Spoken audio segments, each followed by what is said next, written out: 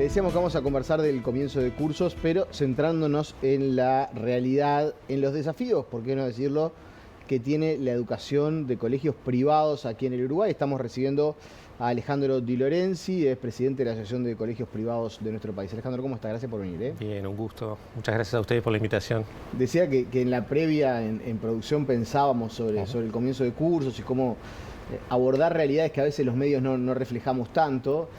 Y yo decía, bueno, si en primaria se habla de reducción de la matrícula, ¿no? O sea, de la cantidad de niños que ingresan a educación inicial, si sabemos que la cantidad de alumnos por clase en los colegios públicos se achica por la baja en la natalidad, el escenario en los colegios privados no puede ser muy diferente. ¿Cómo los trata este nuevo escenario demográfico del Uruguay? No, sin duda. Tenemos, a ver, el desafío de lo demográfico es una variable estructural que es muy difícil de manejar o de incidir en ella. Detectamos en el año 2017 aproximadamente un punto de inflexión, es decir, hasta el 2017 venía creciendo la matrícula en términos generales y a partir de allí empieza a decaer. Por ejemplo, en el sector de inicial decae en el área privada desde 30.000 hasta el año pasado eran 19.000, todavía no está cerrado, pero es un 30% de caída en unos 8 años y esto, bueno, es muy importante para las instituciones. Por otro lado, las instituciones están haciendo, grandes inversiones también para poder captar, desde luego, estudiantes, pero por sobre todo para ofrecer nuevas propuestas pedagógicas, ¿no? En el caso de inicial, por ejemplo, los materiales de aula son muy caros, los grupos son pequeños, hay que cuidar mucha cosa respecto a los materiales, el tipo de madera, la pintura, ¿verdad?, la toxicidad, una cantidad de aspectos que terminan generando unos costos importantes para las instituciones.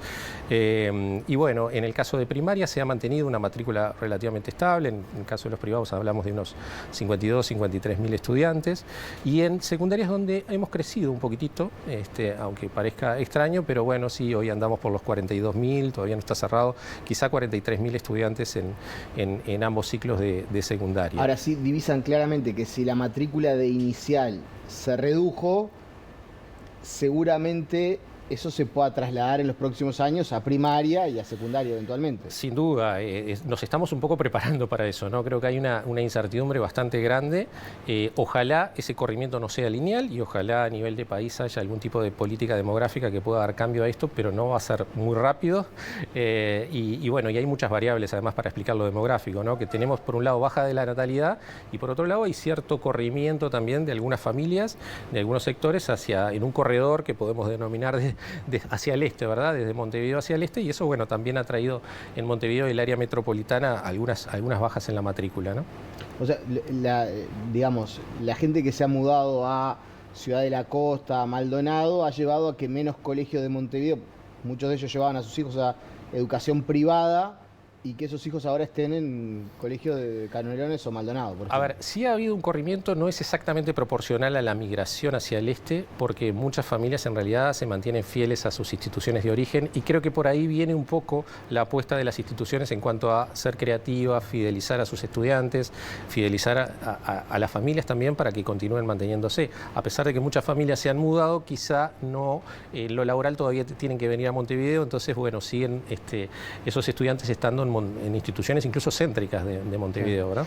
Y desde el punto de vista del cierre de colegios, ¿tienen cuantificados cuántos colegios cerraron estos últimos años?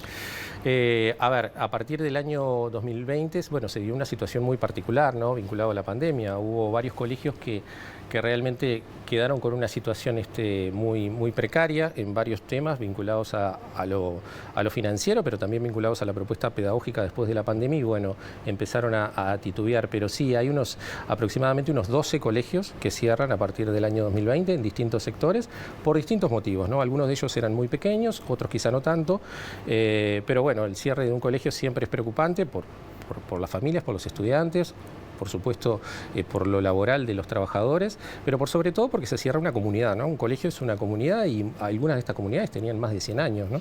Hay ejemplos en la región, y en esto me voy a meter en un tema que sé que es polémico, que a mucha gente no le gusta y que hasta es rechazado a veces. Hay muchos países de la región que han elegido la posibilidad de, a familias de contextos más vulnerables brindarles un voucher, una posibilidad de mandar con un subsidio a sus hijos a colegios privados, porque entienden que la formación puede llegar a ser mejor en esas zonas, porque, bueno, justamente el Estado quiere ser proactivo en también acompañar a aquellas familias de menores recursos que pueden enviar a sus hijos a colegios privados. Eso en Uruguay no pasa. No.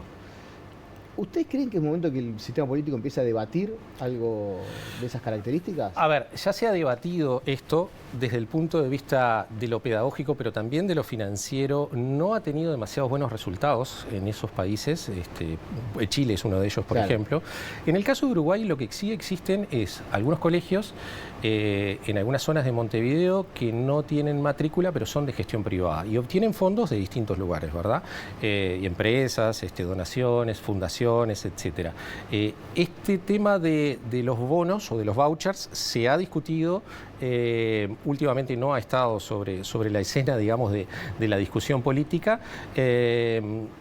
Tiene sus luces y sus sombras en lo que ha sido a nivel internacional, es decir, no ha dado de pronto los resultados que se han esperado, porque ha generado, bueno, en muchos casos competencias o formas de ver la educación desde un lugar más monetario que pedagógico. Y cuando ustedes dicen nos estamos preparando para el escenario que viene, ¿qué pueden hacer para el escenario que viene con menor cantidad de oferta, llamémosle oferta a los alumnos, menor cantidad de alumnos cursando en primaria, por ejemplo? De acuerdo, ahí primero hay que fortalecer las propuestas. Esto implica apostar a la formación docente continua. Esto es algo también en lo que los colegios tienen un costo importante.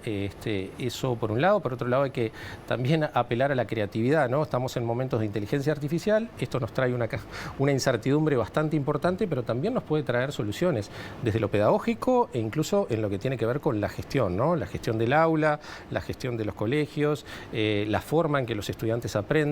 Las familias cada vez demandan más de la institución y las instituciones tienen que responder a eso, ¿no? Entonces, no necesariamente la educación se transforma en un tema de cuántos estudiantes tiene una institución, sino de cómo responde a esos estudiantes, cómo responde a esas familias.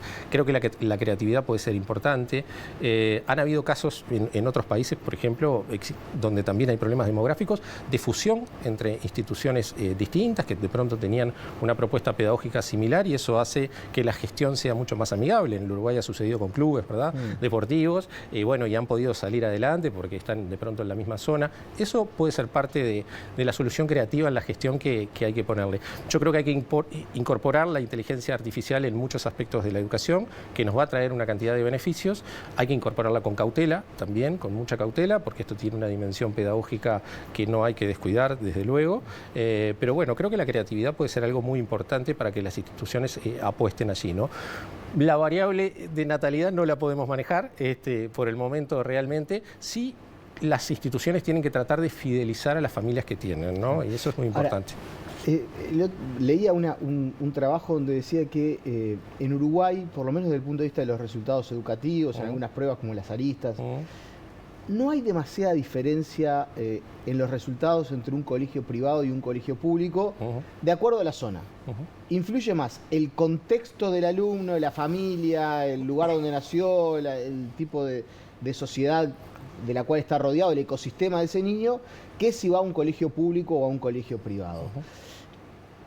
¿Esto es así a nivel global o es algo que ustedes dicen, bueno, nosotros deberíamos tener condiciones para que nuestros alumnos rindieran mejor o tuvieran mejores desempeños que los alumnos de colegios públicos? A ver, el Uruguay tiene un sistema nacional de educación que involucra lo público y lo privado muy potente, muy fuerte. Sí, tiene una base muy fuerte.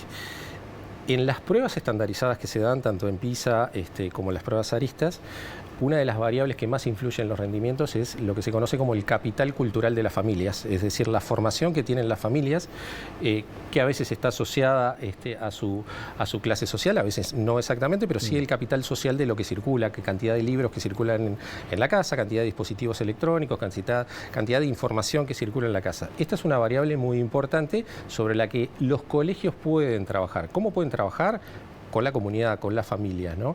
Yo creo que el Uruguay todo, más allá de la educación de gestión privada, el Uruguay todo debería apostar a un escalón superior en lo que es calidad educativa al que tenemos ahora. Y esta es una discusión que no estamos teniendo. Estamos discutiendo poco de calidad. Estamos discutiendo mucho de programas, de planes, de modificaciones. Qué interesante esto. Pero no de calidad educativa. De calidad educativa. De calidad educativa, por ejemplo, qué perfiles queremos, qué estudiantes queremos, qué seres humanos queremos. Porque en las instituciones, públicas o privadas, no importa, pero en el caso nuestro estamos hablando de las de gestión privada, una de las cosas que se forma es al futuro ciudadano. Es decir, es una usina de formación de ciudadanos. Es un lugar donde, por supuesto que el estudiante aprende matemática, pero seguramente enseña muy bien la inteligencia artificial hoy también matemática, ¿no? Aprende historia, aprende inglés, aprende una cantidad de aspectos, pero sobre todo aprende a convivir. Y estamos en una sociedad bastante compleja respecto a la convivencia, ¿no? La dimensión de convivencia es quizá la dimensión a la que las instituciones deberían apostar más. Y la convivencia es así, hay investigación internacional sobre esto, tiene un impacto directo sobre los aprendizajes. Cuanto mejor convivencia exista en una comunidad educativa, niños, adolescentes, mejores aprendizajes se van a dar. Ahora, ¿no tenemos estamentos muy conservadores? Cada vez que aparece una iniciativa de cambio a nivel educativo, de discusión, los sindicatos se oponen o saltan, no sé, se ha discutido mucho del rol del CODICEN y de ANEP, el sistema político no quiere perder el liderazgo, se termina yendo en discusiones, evaluaciones, asambleas, y los cambios pasan años y años y no llegan. Sí, creo que a veces hay un distanciamiento entre los tiempos políticos y los tiempos pedagógicos. Los tiempos pedagógicos son lentos y deberían ir en algún tipo de línea que sea un proceso continuo, porque si estamos yendo y viniendo, se transforma en algo zigzagueante. Los tiempos políticos en el Uruguay están pautados cada lustro, cada 5 años, ¿verdad? Y bueno, allí hay a veces una conversación que no es del todo escuchada. Sería bueno y sería un gesto político interesante de quien esté en el gobierno. No importa que en algún momento, por ejemplo, se creara algo similar a una suerte de GACH como hubo en la pandemia a nivel científico con el tema educativo, al cual se incorporaran técnicos de todas las condiciones, de todos los partidos políticos, de todos los orígenes, los sindicatos también, desde luego, para poder asesorar al gobierno en una línea que trascienda y que sea de Estado, más allá del partido político que esté. Esa discusión aún no la tenemos y creo que de ahí puede salir una discusión interesante de lo educativo. Bueno, no la tenemos porque bueno, hay un poco de fragmentación en todo esto. La educación tiene una dimensión que es política, no necesariamente política partidaria, pero sí que es política, es decir, cuando educamos construimos ciudadanos y los construimos de determinada manera, más solidarios, menos solidarios, por ejemplo, con influencia de tal tipo de conocimiento o de tal otra línea de conocimientos, y esto creo que falta todavía esa discusión. Y falta porque hay que involucrar a personas que sepan de educación, a docentes, a técnicos, a investigadores internacionales, que el Uruguay los tiene. El Uruguay tiene podría dar una enormidad de nombres realmente de técnicos muy buenos y que saben. Y por supuesto hay que involucrar en esa discusión a los docentes de aula, ¿no? Que son los que realmente saben lo que sucede en el aula. El aula ha cambiado mucho. De nivel inicial, de nivel primario, de nivel secundario, ni que hablar también a nivel universitario en los últimos años. Es decir, seguramente los docentes que nos enseñaron a nosotros cuando hicimos secundaria, que eran muy buenos, por ejemplo, o primaria, les costaría bastante poder dar clase hoy. Hoy el gestionar un aula implica no solo saber del tema del que estoy hablando, sino gestionar emociones, gestionar frustraciones, poder hacer una cantidad de elementos que tienen que ver con la convivencia. Te reitero este punto de la convivencia que nos parece un punto muy importante, porque además en los colegios se trabaja muchísimo, ¿no? Tiene tanto sentido común lo que plantea Alejandro Di Lorenzi que a uno a veces le cuesta entender por qué no se hace. La realidad es que pasan los gobiernos zigzagueando, todos hablan de priorizar la educación, los cambios no parecen llegar. ¿Qué margen ustedes tienen al momento de aplicar planes de estudio, tecnologías? O sea, por ejemplo, inteligencia artificial, colegio privado. ¿Qué margen tiene para aplicar o no aplicar la inteligencia artificial en el dictado de clases? No, nosotros tenemos, de acuerdo a las normas, nosotros nos regimos por ANEP, en el caso de educación inicial, primaria y secundaria. Estamos regidos y estamos además instituciones habilitadas y autorizadas están inspeccionadas por ANEP, pero hay un margen de autonomía en el cual existe lo que se llama la autonomía razonable, que bueno, cuando se puede hablar con las inspecciones debidas y aplicar de pronto planes diferenciales en algunos casos. En el caso de la inteligencia artificial, Por el momento estamos hablando de una herramienta. Por el momento estamos hablando de una herramienta. Digo porque hablar de inteligencia artificial es hablar de algo que ya cambió, ¿no? Entonces es muy difícil, es muy difícil llevarlo. Tenemos autonomía en ese sentido en cuanto a aplicar herramientas, ¿verdad? Si estas tienen que ver con los planes vigentes o con un ajuste razonable de los planes vigentes. En ese sentido, ANEP nos da autonomía. También hay que decirlo, los docentes que trabajan en las instituciones de gestión privada también trabajan en las instituciones de gestión pública y la gran mayoría de ellos se formó en instituciones terciarias de gestión pública, ¿no? Dos temas que me quedan para preguntarle. Uno que leo que incipientemente se empieza a discutir en el Uruguay, hay otros países que fueron bastante más drásticos al respecto. ¿Hay que prohibir o no hay que prohibir los celulares en aulas? La palabra prohibir parece una palabra poco pedagógica, pero sí hay que gestionarlos, ¿no? Pero sí hay que gestionarlos. Entonces, hay muchos países que lo han prohibido. Sí, Francia fue uno de los primeros con una ley, por ejemplo, que no les dio demasiado resultado, porque en realidad la ley prohibía y no tenía demasiado sentido pedagógico. Creo que en el Uruguay estamos en una discusión interesante en este momento. ¿Cuál es la discusión? Las instituciones educativas, no importa el tipo de gestión que tengan, tienen muchas obligaciones con las familias y con los estudiantes. Una es tener una dimensión contracultural, es decir, hay algo que la institución educativa tiene que mostrar que no es la corriente cultural dominante, primera cosa. Segundo, los dispositivos digitales son muy buenos, en particular los celulares. Hay que utilizar las tecnologías digitales en las instituciones educativas porque además la investigación demuestra de que los estudiantes aprenden distinto y aprenden más utilizando tecnologías digitales. Ahora, en el caso particular de los celulares, tenemos varios problemas. Uno es que el dispositivo es muy pequeño, es un dispositivo individual, no es colaborativo, y estamos en épocas de producción colaborativa de conocimiento. Y lo tercero, que creo que es lo más importante por el cual no se debería utilizar el celular en el aula, el celular es personal y por lo tanto tiene todos los perfiles del usuario. Cuando busco información en mi celular, la inteligencia artificial, en este caso, que es lo primero que me va a aparecer cuando ponga un buscador, yo sepa o no sepa qué es la inteligencia artificial, es la inteligencia artificial, utiliza lo que se llama un sesgo de aquiescencia o un sesgo de complacencia. Trata de complacerme.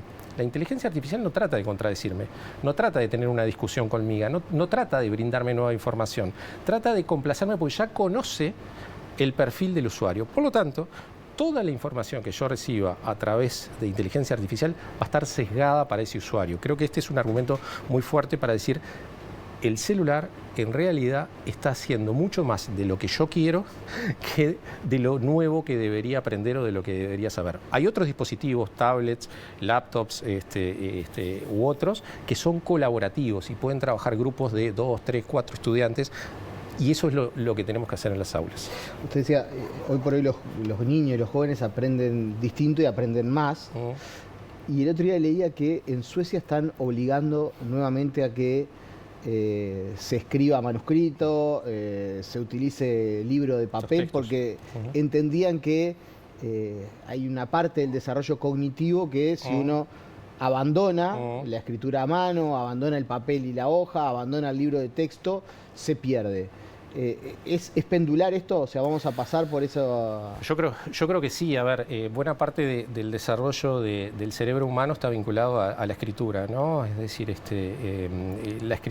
creamos la escritura y la escritura modificó nuestro cerebro. Durante miles de años ha sucedido esto, ¿no? Entonces, la posibilidad de dejar de escribir de modo manual parece bastante remota en cuanto a que podría ser incierto. Esto quizá queda un poco como pregunta para, no sé, para los antropólogos, para los sociólogos, pero parecería que los estudiantes deberían tener en las instituciones educativas determinado tipo de tecnologías o determinados momentos expuestos a tecnologías que no sean las digitales. Por ejemplo, el lápiz y el papel, ¿sí? No todo el día, ni todo el día las digitales, ni todo el día el lápiz y el papel. Creo que un equilibrio entre ambas puede generar algo interesante desde el punto de vista de la producción del conocimiento. Le hago ahora sí la última que me había quedado colgada, porque también conversando con algunas personas del ámbito educativo me lo advertían y me decían, nadie en Uruguay se pregunta por algunas inversiones millonarias que se están dando en nuestro país de instituciones académicas que desembarcan con fondos